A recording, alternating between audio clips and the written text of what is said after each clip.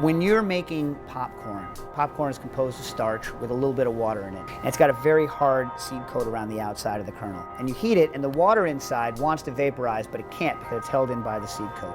The pressure builds up to the point where the starch that's inside is kind of liquefied because of the heat, and so boom, all the moisture expands at once when the seed coat things, and you get popcorn.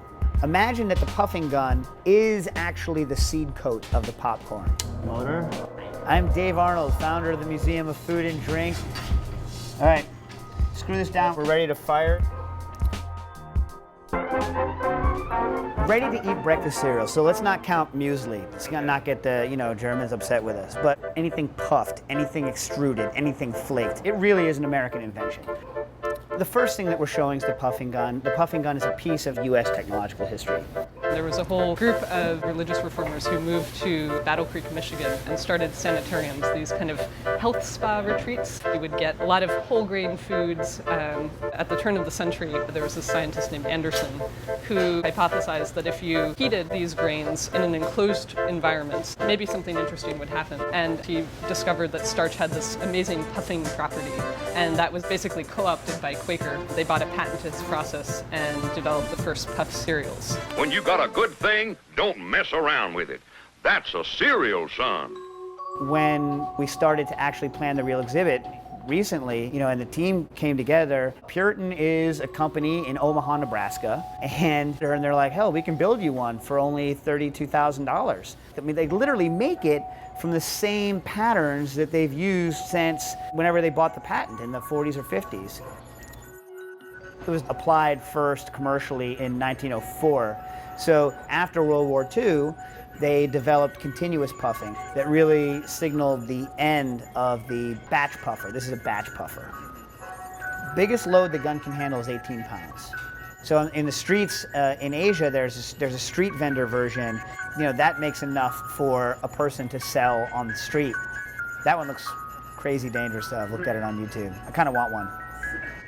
Actual cereal companies are extremely reticent about any information on how to manufacture cereal. No matter how old or well-known the technology is, they don't give away shop techniques. They just don't.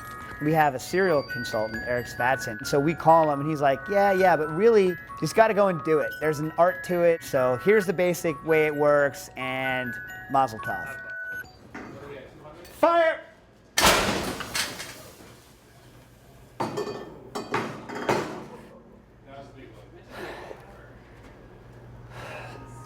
We did sushi rice, red basmati rice, which is good. I'd love to do Thai black sticky rice because I love it. I think we pretty much have rice down.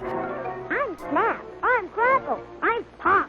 We tried popcorn, because popcorn. Then we're trying some other things that aren't standard.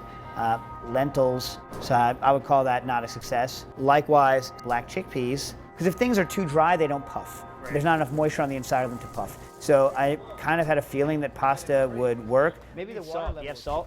You make salt? Oh yeah. It's weird though, obviously. But when it comes out of the gun, it just gets totally like,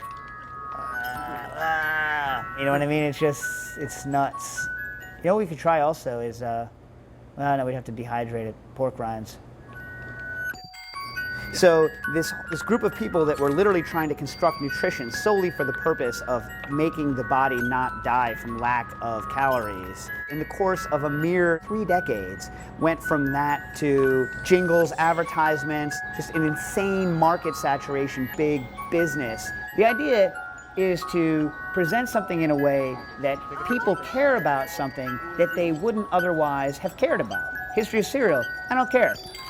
Boom! And they see the stuff going, they see the stuff puffing, that they want to hear a little bit about how it fits in with culture, how it fits in with advertising, how it fits into the history of America. You know what I mean? So life, for example. Life is great. Life is good. It's amazing.